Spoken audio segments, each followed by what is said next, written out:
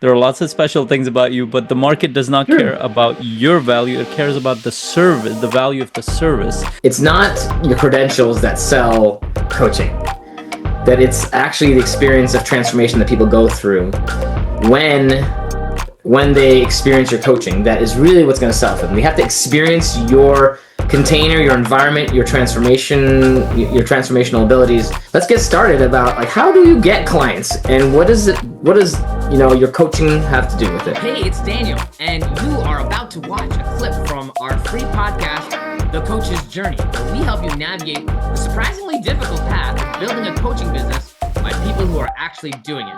And we go live, raw and unedited every week in our free Facebook community. All right, and welcome to another episode of the Coach's Journey podcast. I'm Daniel Fernandez, and I'm here with Faisal Ansan, and we will be your hosts for today's episode entitled Getting Clients by Delivering Transformation, which is not the same as getting clients by marketing. Totally different. And we want to walk through some ideas here on how your coaching is the way to get clients into your clientele roster and also to create transformation. They're very, very related. So let's get started about like how do you get clients and what does your coaching have to do with it? And today's topic is getting clients by delivering transformation. You can see there's an obvious link there, but we'd love to see you in our community, cmc.coach.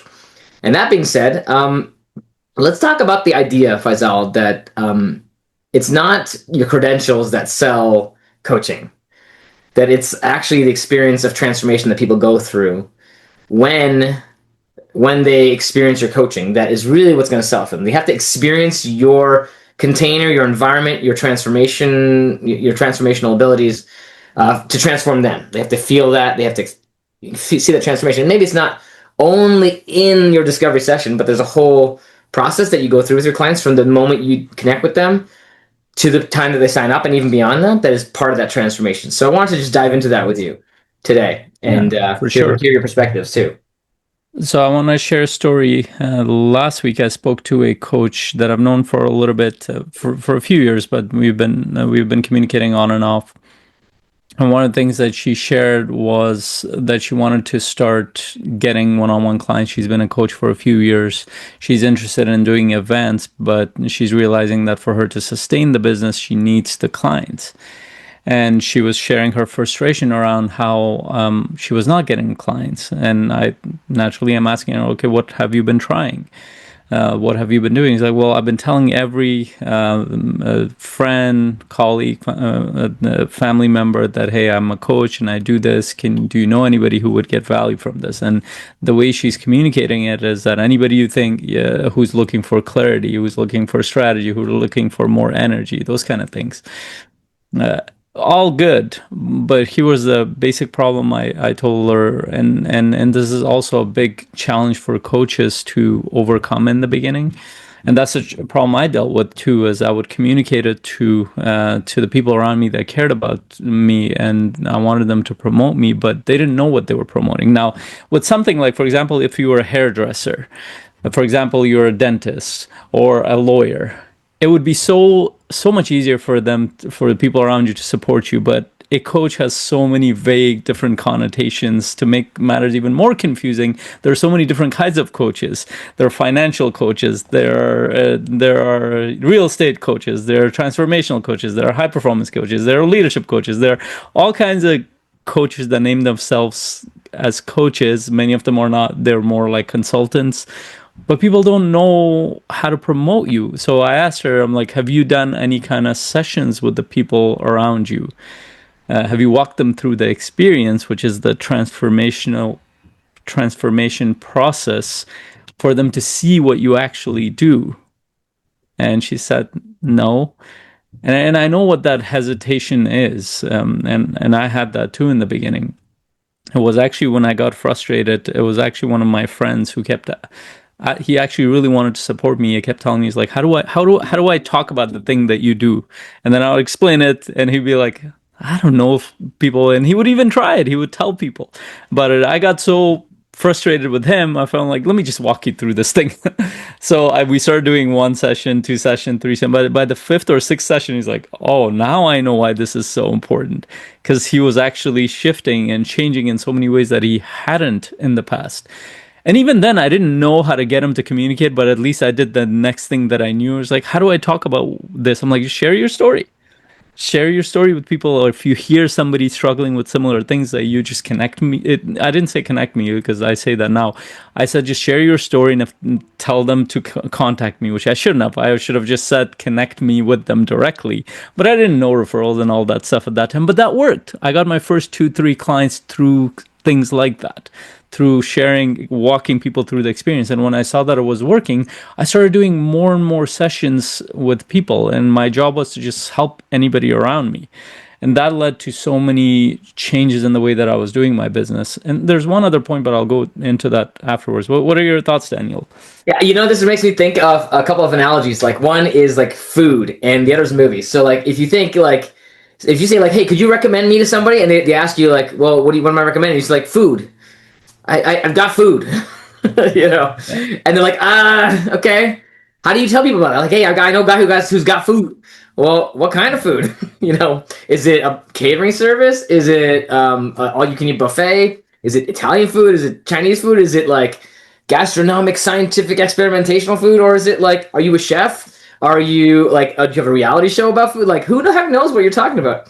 It's not clear. But if they came over to your let's say you have a restaurant, they came over and they experienced this very customized menu that you have built around their preferences, and you give them a beautiful experience from beginning to end. Now they know what it's all about, and they can rave about the experience to somebody. And so they've had an experience in your restaurant, let's say.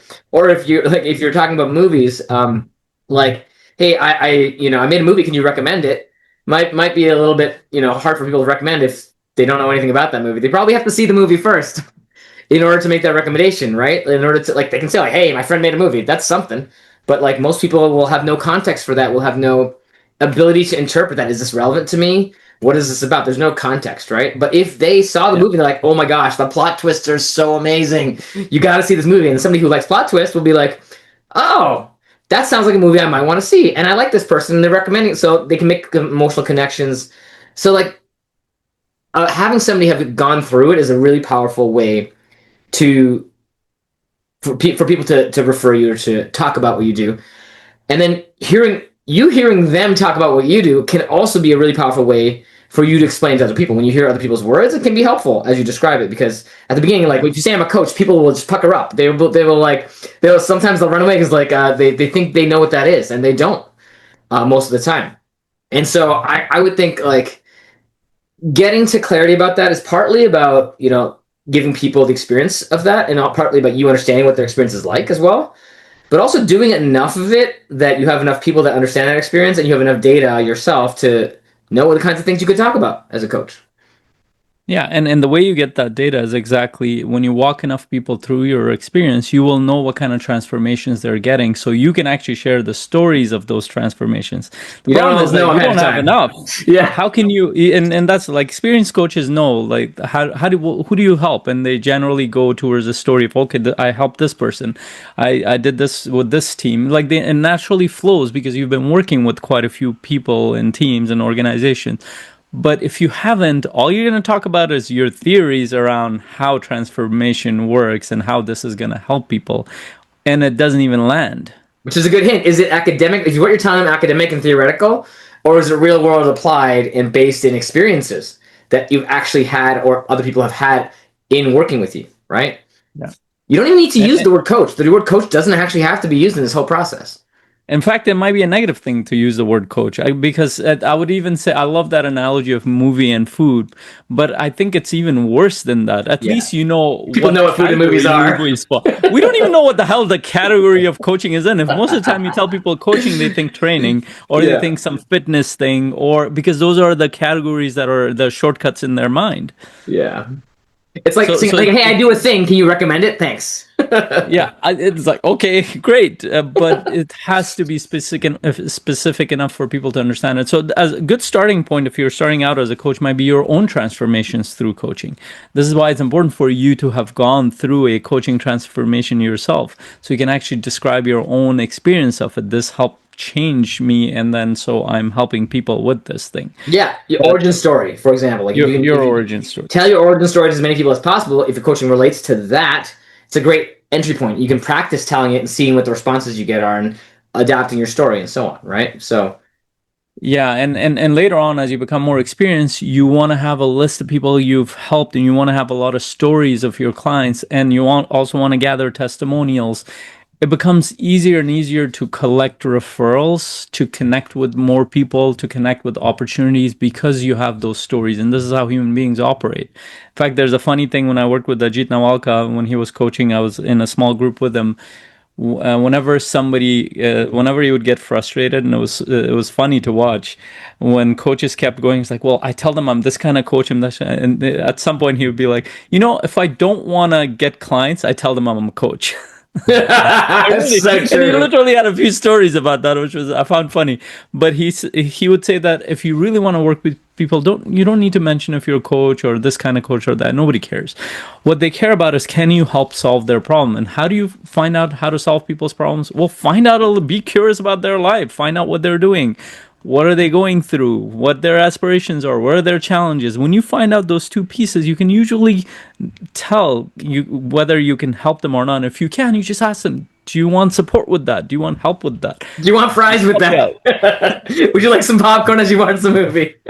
Yeah. Would you like some popcorn as you watch the movie? And again, those and I want to give you some real life tangible results. So I can almost hear the objections here. There are two objections. Well, one is, how many people am I going to have to coach before I find my clients? What if A they lot. can't? Probably a lot, but here's why it's useful. It's useful. It's useful because you need to get enough of those stories, even if you've worked with for one session with a client. You need to test out your own. This is how we test products in the marketplace. We let people test it out. Like, you're not the first person to have created a product or service in the marketplace. Go to Costco. If you're in the Western world, if you go to Costco, what happens? They have like these, they're brilliant at this. They have these food taster Samples. places. You Yeah. try it, and almost always, I remember getting this chickpea Totally thing. works. Like, it was horrible, but for some reason it tasted good in that moment. I got these boxes of chickpea something. It was like Yeah. it was like a smoothie with chickpeas. I'm like, oh, the high protein. It tasted good. I'm like, let me get it. We never used it. We got like That happens to me all the at Costco. It's so they have it down to science how to do this stuff, right? And here's the thing. I want to add to this point. Like, if you have the sample table at Costco and 100 people come by and 5 people buy your product, are you going to take it personally that 95% of people did not take it, did not buy it? You'd be Of course excited about not. the 5 people. The problem is with coaching, it's very, very easy to take it freaking personally. To be like, oh, it's me, I suck, and then not offer your sample table anymore. It's really, really easy to fall into that trap, especially at the beginning. But that continues for a while as you start to distance yourself from taking it personally. Now you're more free to offer that sample to as many people as come by. Like, it's hard being a sample table. Like, I've run sample tables for my own businesses, and it's tough. You have to be outgoing to people. You have to be curious about them. You have to ask them what's going on and get them interested. Get them to want to try it. And then maybe if they try it, they might buy it. And they probably won't, because most people will not buy the sample table thing. And so, ultimately, if you can divorce yourself from taking it personally, from just continue to put your samples out there, and that's what a discovery session is, it's a sample. If you can do that and not take it personally, then you're going to continue to be able to have that momentum. But whatever way you take it personally will stop you from doing that. So don't let yourself, be the product and the service. You're the one who helps deliver that product and service, and you have to iterate it because you have to figure out what works and what doesn't work in your product. Yeah, and the way coaches frame this is like this. You hear it all the time. They're like, I don't know what my value is. I don't know if I like. They talk about their own value, and I always tell coaches like, separate your value. You're a special snowflake. There are lots of special things about you, but the market does not care Sure. about your value. It cares about the service, the value of the service, and you don't get to decide that. And so they connect their own intrinsic value as a human being, as a leader, all the work that they've done. And it's natural to a degree because it's our work. Like it's the work that we've done on ourselves a lot of times. But from a business point of view, if you can divorce the two and just look at what is the value of the service, it doesn't reduce your value. You just need to put it out there, test it, and keep tweaking it until it does create value. And then clients decide. How they decide is by putting money in it, referring other people, giving you testimonials. Those are indicators that your service or product has value in the marketplace. And Yeah, that and has if you go nothing to do back, with you. I love that. And if you go back to the sample thing, let's say you had a sample, and like people maybe tried it but didn't like it. Would you keep it the same, or would you maybe change the formulation of your sample of your product? Right? You would probably do that, and not take it personally. It's like, oh, well, maybe you might take it personally if you put a lot of work into it, and that's okay. But like, if you can divorce yourself from that and keep iterating it and be like, okay, well, let me change this flavor. Maybe the market didn't like mint flavored cheese, whatever the case may be. Maybe they will like something else, and then you come up with your own, and you iterate. If you think about an MVP in business, the minimum viable product, what is the thing that you can put out to the world? I would always encourage people to like put something out there so you can get the data and iterate rather than like worry about it being perfect, because it's never going to be perfect the first time. Never, never. If you think it's going to be perfect the first time, that means you're never going to release anything. you know. Yeah, and So that's the way you iterate, the way you make it better is by testing it with the people who are going to buy it, not beforehand. yeah, and then Again, you we can can measure go the into transfer. all Then kinds you can of measure transformation, right? I want to like get back to the topic here too, right? Then you can yeah, see, is that transformation happening? yes, and the client will know the trans will experience the transformation process. Then the next step might be, how do we get them to make a decision around this? How do they move forward? And there are some leadership and influence and sales skills that will come into it, which are very similar to coaching skills. They're not different. But I did want to touch on the second point. The second point is a lot of coaches struggle with, they might be in, and that was the place I was in, where a lot of people around me either didn't care about coaching, or they didn't believe in investing in that, or didn't even have the money a lot of times to do it at the level that I would charge. So I'm like, well, what does it matter if I help them versus somebody else from a business point of view? Of course, I wanted to support everybody around me. But what I realized, and this is very recent, where I've kind of connected the dots a lot, usually it has come from my clients. For example, recently I've gone connected to really high profile clients, and I can literally track it to like six people behind that, five or six people behind that, who were my clients, and then a potential client, and then a client. And they were like 5 or 6 degrees separated from the people that I knew, these high profile. I would never have access to them unless I had helped all these people. And I really believe, not just believe, but this is something you can track. A lot of people around you are connected to really high profile individuals who can not only afford your coaching, but they probably need it. You would have to go through 4, 5, 3, 6, 10 people for you to get connected with them. But most coaches are not willing to kind of put in the energy and time to connect It with takes a all long these people. time and a lot of It effort takes a and while. focus and remembering, And, and I organization. also happen to run into, there's a video by this business owner, very successful. He's a controversial guy too. He's what's his name? Patrick Bet David. He actually did a video. Look it up.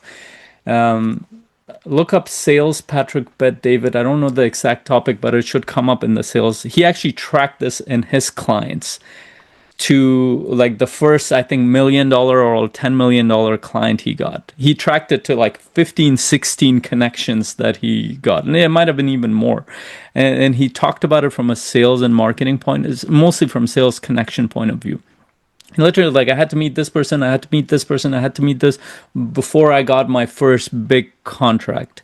I had watched this a while ago. I think it might have connected some dot for me.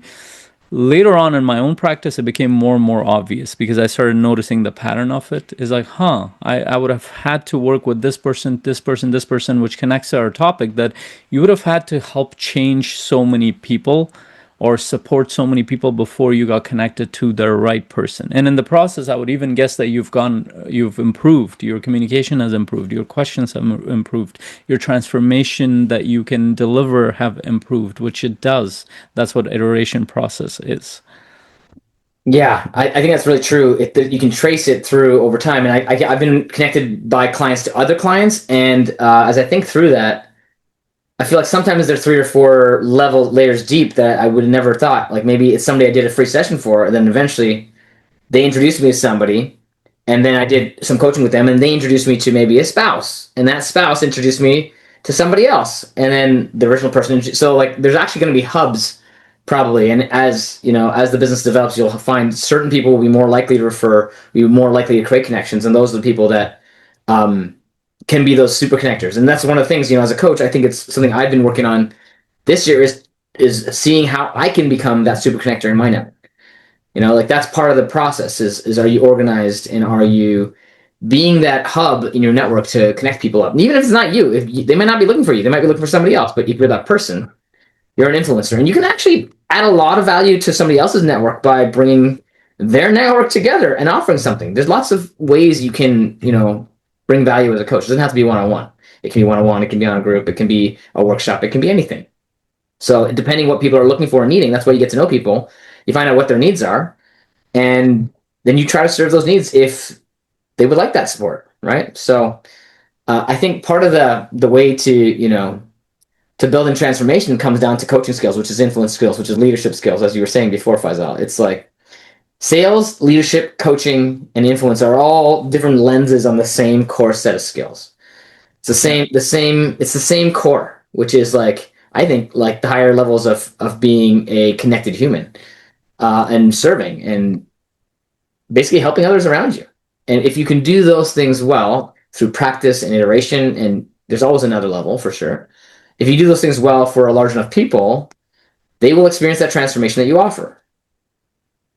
And it's not just that one session. You can have in your mind the discovery session, but it's like from the moment you meet them, being that person who is open to them, curious about them, and actually supportive. Most people don't have that level of positive, supportive people in their life that are like there for them to help them through challenging times, through particular problems, through the struggles that they have, and to acknowledge them, to reinforce them. That's part of their experience with you. If you can be that person, which is actually just being a great person to people around you, you can build some really powerful relationships of transformation that have transformation as the bedrock. And great, they can pay you too, because that's some valuable work. Yeah, and that's a part. The learning season of this business and the skill sets behind it is so difficult that most coaches don't get past the learning season to the earning season, to speak to Alex Hormozi's words, which means that business doesn't work like your job works, and that coaches don't realize how much they subconsciously think that it should work like a job, where you go to a job, you work for a month, 2 months, 3 months, 6 months, whatever the case is. In most cases, every 2 weeks or a month, you're getting a salary.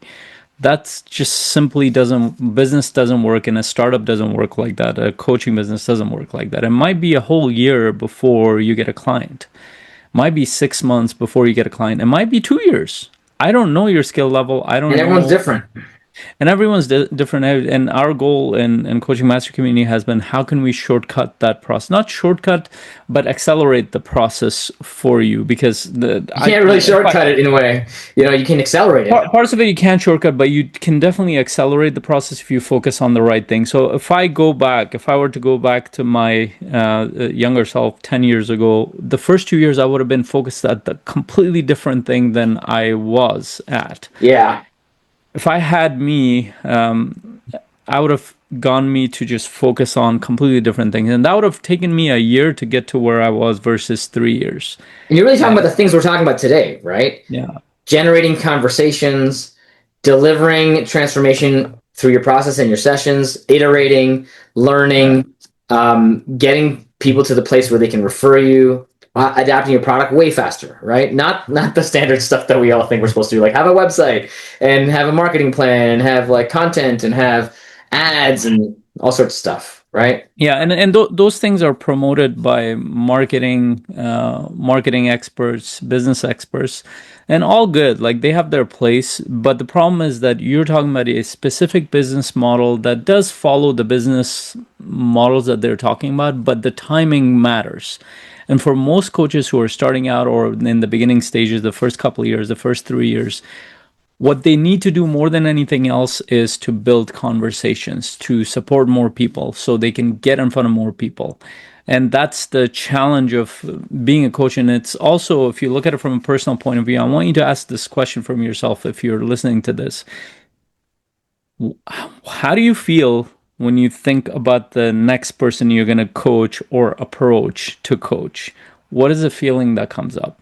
And as a coach, you should have enough of an awareness that it probably creates some anxiety, some fear, some level of, oh my God, I have to do this. And what you end up doing is doing anything that doesn't involve that. Because the most vulnerable thing is to go and ask somebody, hey, do you need support with this thing? I can help you, whether it's a friend, a colleague, or whoever in your network. And this breaks down the myth of, well, I don't know who to reach out to. There are lots of people around you can help. They might not be the one who sign up for your coaching services, but they certainly know somebody who will. But they need to know your capability. And you might not even have the capability because all your capability is based on theory. You haven't helped enough people. Yeah. If I'm thinking about this, like, I think one of the objections is like, what do I do? So if I were to give a brief, like, what do you do? As you connect with people, so first you make connecting with people a habit, and you make being curious about them a habit. Find out about them, learn about them. People love talking about themselves. So make it a habit to learn about people. And specific things to learn about them are challenges, struggles, desires, vision. Like, what are they trying to create? What are they trying to achieve? And what are their struggles and challenges, and what do they want to avoid? And when you get a pretty good, clear picture of that, the next step is always to see if they want support there. And then when at some point somebody will say, yeah, actually, I would love support there because you listened. Like, so the first skill set is listening and curiosity. The second skill set is offering support. And it can be just as simple as like, hey, would you like support? We can hop on a call if you'd like to. No? Okay. Yes? Great. Let's set up a call. All right. So then once they're on the call with you, you listen more. You help them explore this area of their life. And at the end of that, what I'll call a discovery call, actually, you could have a short call. Like, let's talk about this a little bit more, like a 30-minute call maybe, and then you could lead to a discovery call too, depending how you want it to go. Whatever calls you have with them, just listen a lot and explore their life. And don't even try to solve things. Just listen and create that space for them. And then at the end of that, if they want to continue, make an offer. And the offer is like, okay, well, we can continue for this long, and this is how much it'll cost. And honestly, you don't even have to obsess about that. You can just try some stuff. You could just have a number in mind. If it doesn't work for them, say like, what will work? Ask them, and then come somewhere in between. It's like very, very simple if you don't overcomplicate it. But the challenge will be your emotional self, being able to let go of those fears and those resistances, and still go through and do what we're talking about here. Yeah, and what Daniel is describing is your sales process. Most coaches don't know what that is. And even though the steps are so incredibly simple, we won't do it because we're emotional beings. And Daniel and I are the same. I've been in a program the past few weeks around writing my book. I can tell that I have every ingredient to write this thing, but the thing that stops me is all kinds of doubts and questions. And it helps to listen to other authors. It helps somebody get in my head, be like, why aren't you writing this? What is the specific thing? And that's the whole power of having a community, because you are human. You're not going to be able to build this business from behind your computer, sitting there or going through some random course. You need other coaches like you who are on the same path, who have been on this path. This is where we have created a community to support coaches. If you're part of the free community, if you're listening to this on YouTube or a podcast, definitely join our free community. It's for any coach who's wanting to build a business or is in the process of building a business to support and serve other people. You will gain a lot from it. And it's not just a community run by marketers and salespeople. It's run by coaches who have actually built businesses to support other people as a high performance, transformational mindset, those kind of coaches. You want to be in a space like this because what you will struggle with is your identity. What you will struggle with is the emotional side. What you will struggle with is the thing that will be obvious. You're not going to do it, and you're going to have a lot of resistance. You need people around you who are doing the same thing. Yes, you need a clear process, which we have, and to a know-how around it, the challenge, the push, and all that stuff too. But you definitely need a community to help you move forward. So definitely join our workshop. Anything else I missed around there, Daniel? No, that's awesome. And I think just to wrap that thought into the same topic here, which is the transformation is happening throughout the sales process. That sales process I just described very simply. It can be simple, it can be complicated, but the basic building blocks are the same for people to get to know you and be open to your support and to invite them naturally into a container of support for them and offer it to continue. That's really, really what we're talking about. That process is transformational in itself because they're seeing a different way of being with you and you're creating that container for them. And so that transformation starts from when you meet them and continues through your coaching program if they sign up, and beyond. So that sales process itself can be part of the experience, part of the transformation, part of the movie or the food that we were talking about at the beginning. It's like it's part of that. And that's what they're going to talk about, how well you held them in that container, in that process.